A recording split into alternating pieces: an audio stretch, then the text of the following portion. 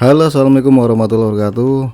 Mumpung lagi anget nih, terlebih lagi digoreng sana sini, apa nggak makin mateng atau malah gosong? So kali ini saya bakal bahas prosesor Intel generasi 14 yang punya VGA onboard di dalamnya. Istilah kerennya sih integrated GPU ya. Sebelum dilanjutkan, jangan lupa bantu support channel ini biar makin terbang tinggi. Caranya sih tinggal pencet tombol subscribe. Kalau belum ya, tombol lonceng. Kalau nggak keberatan, tekan tombol thanks. Isi kelasnya.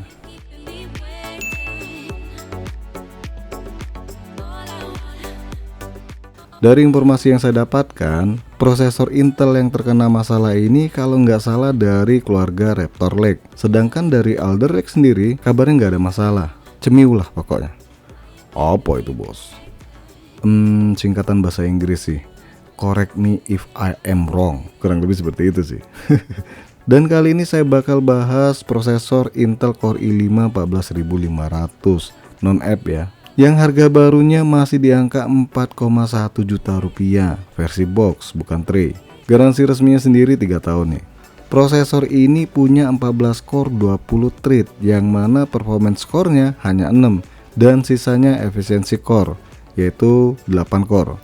Kecepatan prosesor ini sendiri sih 2,6 GHz up to 5 GHz. Jumlah cache-nya 24 MB dengan TDP 65 Watt.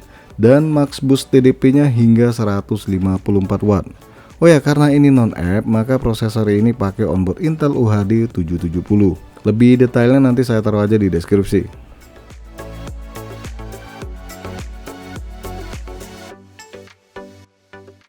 Sekarang kita unboxing aja deh prosesornya, karena dus prosesor Intel ini nggak beda jauh ya dari versi yang Gen 13. Pertama dapat buku dengan stiker Intel, dan stiker ini percayalah harganya mahal, karena kalau nggak beli prosesornya nggak bakal dapet stiker ori Intel, bener nggak? Terus ada stok cooler yang sama aja sih bentuknya dari Gen 12 hingga 14, nggak ada yang spesial. Dan bagian tengahnya ini udah tembaga yang mana udah dikasih pasta. Dan inilah dia prosesor Intel Core i5 14500. Ya bentuknya nggak beda jauh dengan generasi 12 ya, maupun Gen 13. Sekarang langsung aja kita cobain prosesor ini di motherboard ASRock B760 Pro RS. Nanti kalau sempat saya bahas juga nih motherboardnya. Buat yang masih bingung cara pasang prosesor Intel LGA 1700 ini, ya liatin aja deh videonya. Rasa-rasanya bagi yang sering mantengin channel ini udah ngerti kok gimana cara pasang prosesor Intel LGA 1700. Ya kalau nggak silahkan tanyain di kolom komentar. Kenapa saya pakai stok cooler? Ya karena biar kalian tahu nih betapa panasnya prosesor ini kalau cuma ngandelin stok cooler. Terus untuk RAM yang saya pakai ini pakai RAM Cleve ya, Cleve Crash 5 RGB 32GB DDR5 6000 mHz. Kemudian SSD nya pakai Adata XPG SX 8200. Dan settingan BIOSnya sih cuman mengaktifkan XMP sama ngatur kecepatan kipasnya ini ke performance. Untuk VRAM-nya sendiri auto, nggak disetting lagi. Oh ya, saya pakai Windows 11 build terbaru dan juga driver terbaru dari Intel pastinya.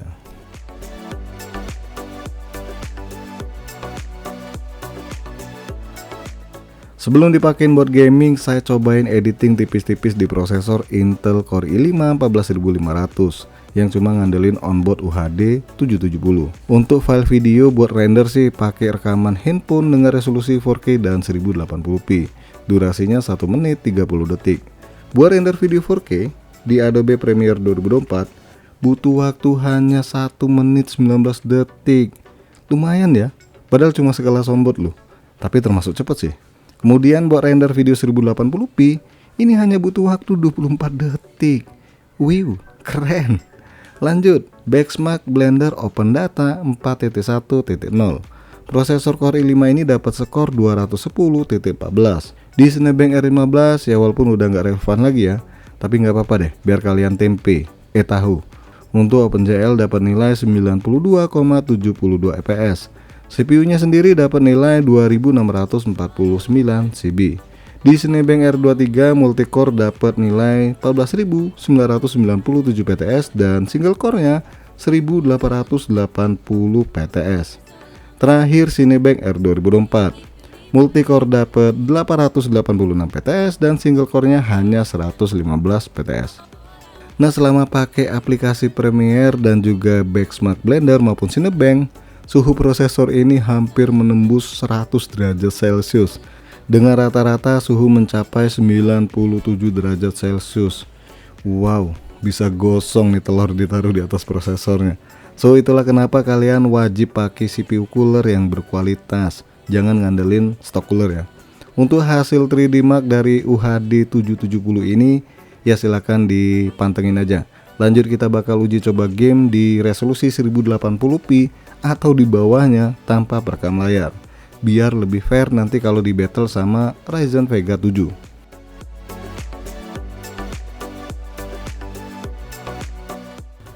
PES dan FIFA 2024. Pertama kita bahas PES dulu nih. Mau pakai prosesor kenceng sekalipun kalau kemampuan onboardnya lemah, ya tetap aja nilai FPS-nya rendah. Dan di sini settingannya low aja deh di resolusi 1080p karena pakai onboard.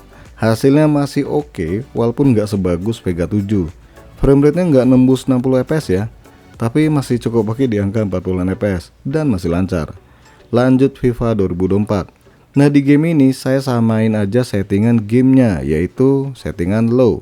Dan cakepnya gamenya berjalan cukup lancar. Kalau kalian bisa lihat framerate yang didapat berarti matanya elang nih, karena kecil banget ya tulisan fps-nya di pojok kanan layar. Kurang lebih dapat 40-an fps dengan settingan low resolusi 1080p.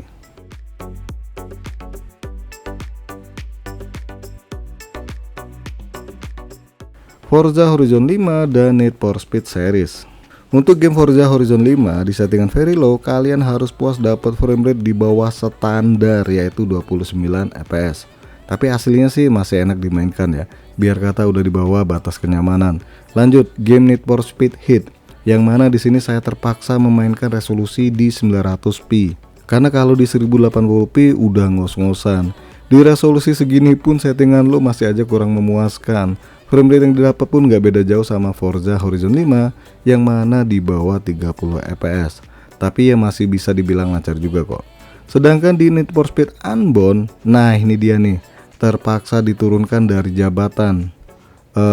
Maksudnya diturunkan lagi resolusinya ke 720p. Dan framerate yang didapatkan pun hancur. Suka jatuh-jatuh hingga belasan fps. Gambar hancur, framerate hancur, jadinya ya enak ditinggal tidur. So untuk game ini baiknya di skip alias nggak usah dimainkan.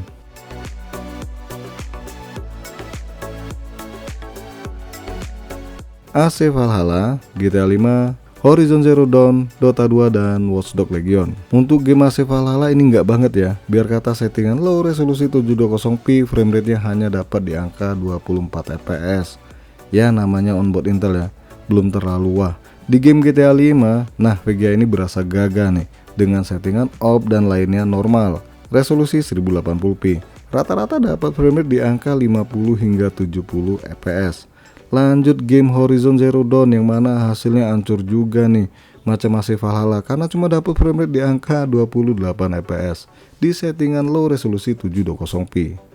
Selanjutnya game Dota 2 yang mana settingan terbaiknya pakai preset fastest ya. Kalau dipaksain pakai settingan manual dan di set ultra, ini di bawah 30 fps. Sedangkan yang fastest ini di kisaran 80 fps. Terakhir game Watch Dogs Legion dengan settingan yang sama dengan AC Valhalla, hancur juga. Cuma dapat framerate rata-rata di angka 25 fps.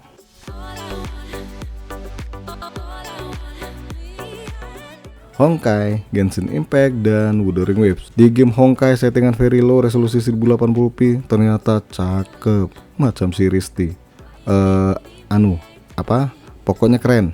Karena framerate-nya itu masih di angka 50 hingga 60 fps. Kemudian di game Genshin Impact di sini pakai resolusi 1080p settingan lowest dan ternyata hasilnya juga masih oke nih. Framerate yang didapat masih di kisaran 50 hingga 60 fps walaupun di beberapa tempat suka drop di angka 40-an fps. Dan terakhir game Wuthering Waves. Di game ini ya gimana ya, cukup mengecewakan sih. Karena biar kata settingan low resolusi 1080p, framerate-nya pas-pasan banget nih. Ya cuma berada di angka 30-an fps dan kadang suka jatuh di bawah 30 fps. Jelasnya framerate ini bisa lebih baik lagi nih kalau kalian turunkan resolusinya ke 900p atau malah di bawahnya lagi.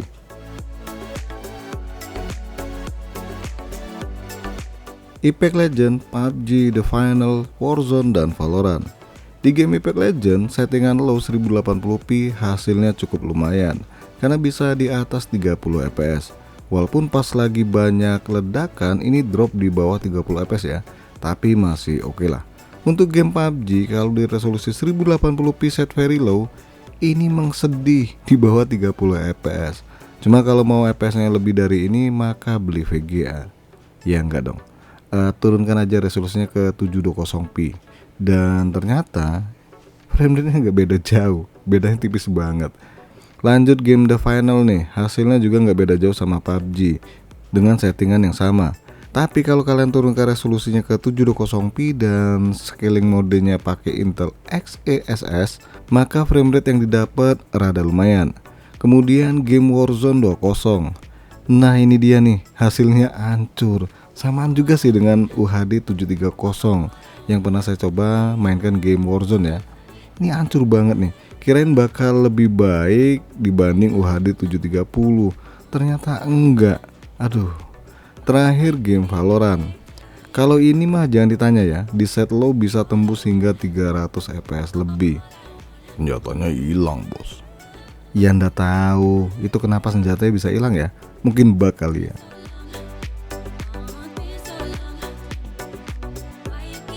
God of War sendiri, bos.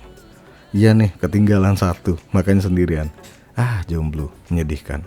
Di game ini, biar kata udah pakai mode FSR, settingan low, resolusi 1080p, hasilnya ya mengecewakan ya. Frame rate-nya suka naik turun tapi nggak nembus di angka 30 fps juga. Ya intinya sih nggak bisa dipaksa juga ya. Macam apa sih yang udah hancur terus nggak bisa ini? Oh ya kaca-kaca. Bahasa apaan ini? Maksudnya kalau seandainya dipaksa di resolusi segitu tetap nggak nyaman. Ya kalian harus turun ke resolusi 720p. Sayangnya ini nggak bisa full screen ya. Jadi ya cuman ini doang sih yang terbaik.